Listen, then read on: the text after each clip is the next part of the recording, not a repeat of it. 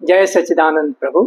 आज जो हम लोग सब्जेक्ट लेकर आए हैं काफ़ी इंटरेस्टिंग है और हमें काफ़ी उससे फ़ायदा भी होने वाली है। तो आज का जो सब्जेक्ट है ये हम समझेंगे कि हमारे शरीर रूपी साम्राज्य में जो हमारा मन है वो कैसे सिंहासन पर जाकर बैठ जाता है, जो कि आत्मा का स्थान है। सो वो क्या कारण है, कैसे बैठने का, वो क्या उपद्रव, क्या रचता, क्या षड्यंत्र करता है मन कि जो उसका स्थान नहीं है, आत्मा को बेदखल करके और उस सिंहासन पर स्थान पा लेता है। सो प्रभु, हम अपने शरीर रूपी साम्राज्य को पहले समझेंगे, उसकी व्यवस्था को समझेंगे कि भाई इस व्यवस्था में कौन कौन एक्टर, कौन कौन है, कौन कौन नायक हैं। सो अपने साम्राज्य को हम शरीर, जैसे देह में देही बोलते हैं, इसको साम्राज्य बोलते हैं, नगरी बोलते हैं। तो हम जो हैं इसके व्यवस्था में जो जुड़े हैं उनको समझेंगे कि आखिर गड़बड़ी क्यों होती है हमारे साम्राज्य में। तो यहाँ जो है इस साम्राज्य का राजा जो है सबसे सर्वाधिक ताकतवर होता है, वही सर्वश्रेष्ठ होता है किसी भी साम्राज्य का। तो वो हमारी आत्मा है, वो राजा है इस साम्राज्य की। तो उसके नीचे जो आता है वो मंत्री आता है। तो बुद्धि जो है हमारी वो मंत्री का काम करता है और अपने राजा को सलाह देता है, सही सलाह देता है। सो मंत्री के नीचे जो है हमारा मन आता है, बुद्धि के नीचे मन आता है, वो अधिकारी है। वो मंत्री को सारा समाचार देता है कि साम्राज्य में क्या क्या हो रहा है, कैसे सुचारू रूप से हमारी साम्राज्य चल रहा है। और मन रूपी अधिकारी के नीचे जो होते हैं वो कर्मचारी होते हैं, और कर्मचारी जो हैं हमारे ये इंद्रियां होती हैं। और इंद्रियां जैसे ज्ञान इंद्रियां 5 हो गई, कर्म इंद्रियां जो है 5 हो गई। सो ये कर्मचारी हैं, ये जाकर व्यवस्था को देखभाल करके ठीक ठाक करते हैं संसार में, हमारे जो ये साम्राज्य में जाकर उसको ठीक करते हैं। सो कैसे षड्यंत्र कैसे कर लेता है मन, क्यों हमारे साम्राज्य में उपद्रव क्यों होता है, क्यों सुव्यवस्थित नहीं चलती है हमारी शरीर रूपी साम्राज्य में। तो मन जो है, जो कि अधिकारी की पदवी है, उसको वो मंत्री जो कि हमारा बुद्धि है उसको अपने में बहकावे में ले लेता है, उसको बहकावे में ले लेता है, उसको अपने चंगुल में फंसा लेता है। हम कभी कभी बोलते हैं ना, ये आदमी तो बड़े ज्ञानी थे लेकिन इनकी मति मारी गई। सो हमारे बुद्धि को भ्रमित कर देती है। ये हमारा मंत्री रूप बुद्धि जो है वो भ्रमित हो जाता है, मन के बहकावे में आ जाता है। और मन जो है ये अधिकारी है, बहुत चालाक है, ये सब चीजों में शातिर है। वो मन जो है बुद्धि को अपने चंगुल में फंसाकर ताकतवर बन जाता है और जो चाहता है वो करने लगता है, क्योंकि मिली भगत हो जाती है बुद्धि रूपी मंत्री और मन रूपी अधिकारी में, और पूरी छूट मिल जाती है। और मन जो है, जो की अधिकारी है, वो हमारे इंद्रियों का अधिष्ठाता है। सो और मन जो है जो चाहे मनमानी करता है, क्योंकि वो तो विषयानंद है।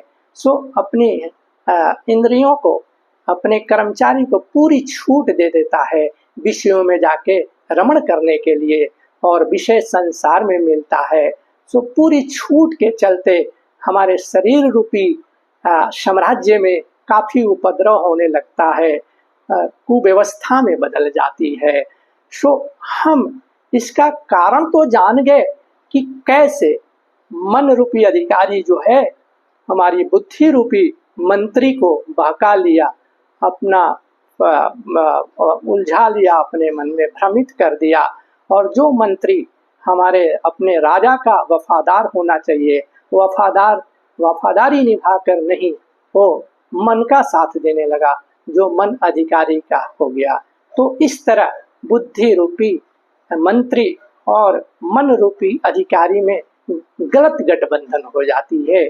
सो प्रभु, हम इसको कैसे निवारण करें, तो फिर जो है अभी हमको तो आत्मा तो बेदखल हो गया, क्योंकि जिस सिंहासन पर आत्मा को बैठना चाहिए वो मंत्री को मिलाकर हमारा मन रूपी अधिकारी सिंहासन पर बैठ जाता है।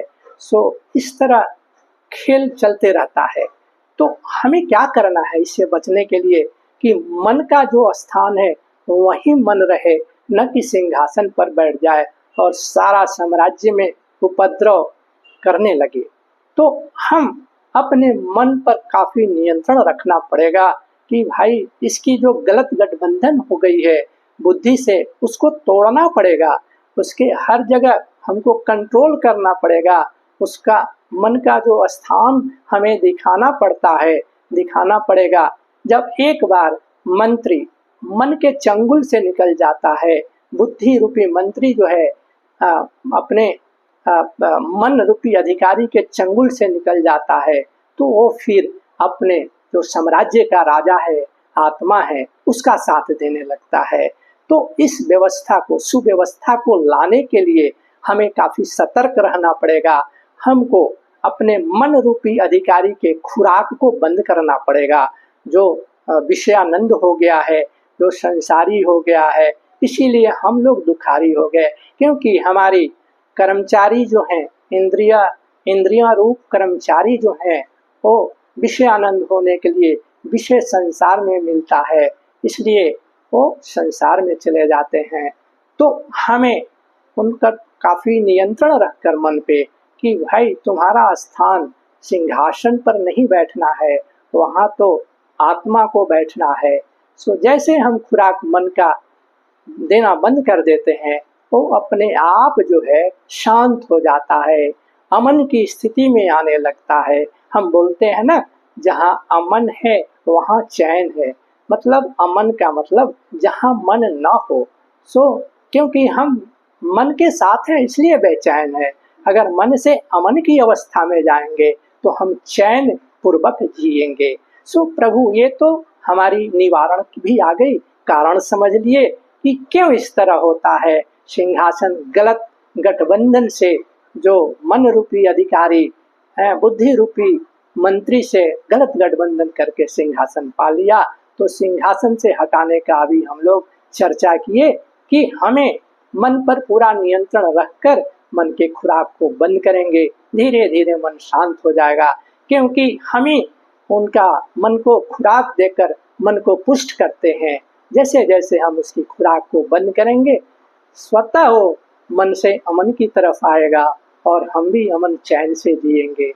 तो कुछ चीज और मैं डिस्कस करना चाहता हूँ, शायद जो नए साधक है साधना पथ में, तो इंद्रियों के 5 कर्म इंद्रिया और 5 ज्ञान इंद्रिया क्या होती है उस पर भी मैं प्रकाश डालूंगा। कि जो ज्ञान इंद्रिया जो हैं वो कर्मचारी काफी सूक्ष्म हैं, उनका प्रभाव ज्यादा होता है। जैसे हमारा जो नेत्र है, श्रोत्र है जिससे हम सुनते हैं, नासिका है, रसना है जिसको हम जिह्वा भी बोलते हैं, और त्वचा है जिससे हम स्पर्श सुख करते हैं। ये हमारी 5 ज्ञान इंद्रियां हो गई। और 5 कर्म इंद्रियां जो हैं वो हमारा एक हाथ हो गए, पैर हो गए, और मल द्वार, मूत्र द्वार और वाक, ये हमारे 5 कर्म इंद्रियां हैं। ये थोड़ा स्थूल हैं और ज्ञान इंद्रियां थोड़ा ज्यादा सूक्ष्म हैं। तो यही कर्मचारी जो हैं सही काम भी कर सकते हैं। अगर हमारे साम्राज्य में सुव्यवस्था है तो ये कर्मचारी अच्छी तरह काम करेंगे, संयमित होकर काम करेंगे। और कुव्यवस्था हो गई, पूरी छूट मिल गई, तो हमारे साम्राज्य में काफी उपद्रव हो जाता है। तो हम कर्मचारी के बारे में समझ गए, और जो हमारा मन तो अधिकारी है और बुद्धि हमारी मंत्री है, और राजा इस साम्राज्य का आत्मा होना चाहिए, वो आत्मा है। और ये भी हम समझेंगे कि साम्राज्य क्यों बोलते हैं, कि हमारे साम्राज्य शरीर को क्यों बोलते हैं, नगरी क्यों बोलते हैं।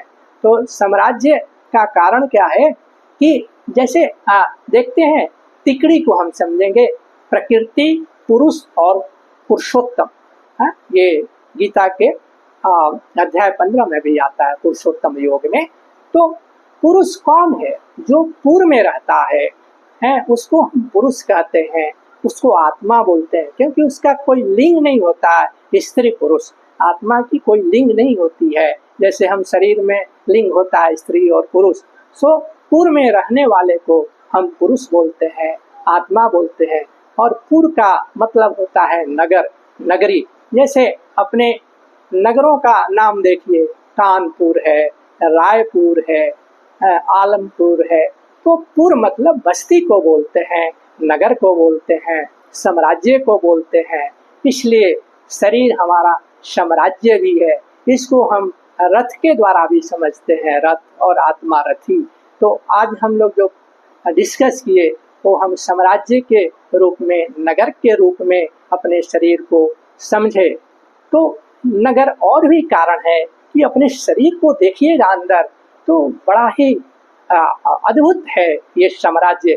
इसमें लाखों जीवाणु हैं, जिंदा हैं, आपके अंदर वो जीवित हैं। और आपकी जो नस नाड़ियाँ, ये कितना बड़ा ट्रांसपोर्टेशन नेटवर्क है। सब काम सुव्यवस्था से हो रहा है, डाइजेशन सिस्टम, सर्कुलेटरी सिस्टम। तो ये बहुत बड़ी व्यवस्था है। आप मत समझिए कि आप ही केवल इस साम्राज्य में हैं। आपके हर इतने सेल हैं, इतने जीवाणु हैं, कीटाणु हैं, सब हैं। तो इसलिए इसको शरीर को साम्राज्य कहना गलत नहीं है। तो इस तरह हम साम्राज्य की परिभाषा भी समझें।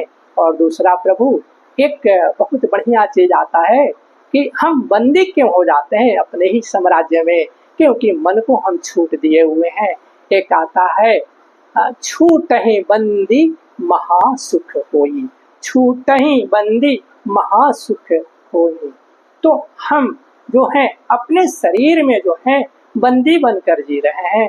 क्यों? क्योंकि हम अपने आप को शरीर मान लिए, जबकि जब हमें अपने वास्तविक स्वरूप का ज्ञान होगा कि मैं शरीर नहीं हूँ, आत्मा हूँ, जिस दिन ये समझ में आ जाएगी तो हम बंदी बनकर नहीं जिएंगे, हम राजा बन के जिएंगे अपने साम्राज्य का। और उस समय महासुख मतलब महा आनंद में जाएंगे। तो यही है, छूटहि बंदी महासुख होई। और प्रभु अब मैं अपने इस विषय पर वाणी का विराम दूंगा। और मेरी जो है जो स्लोगन रहती है अंतिम, कि अपने जीवन में ध्यान और शाकाहार को अपनाएं और धरती को स्वर्ग बनाएं। क्योंकि ध्यान में से ही हमें अपने स्वरूप का ज्ञान होगा कि हम शरीर नहीं है, हम आत्मा है। तभी हम महासुख होंगे, छूटहि बंदी महासुख होई।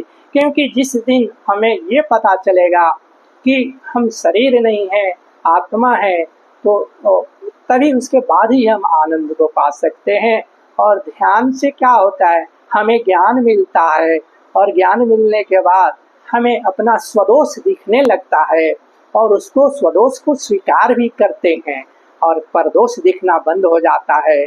उस स्वरूप में हम अपने असली स्वरूप को समझ जाते हैं कि हमारा असली स्वरूप तो राजा है, लेकिन हम अपने ही साम्राज्य में बंदी बनकर क्यों जी रहे हैं।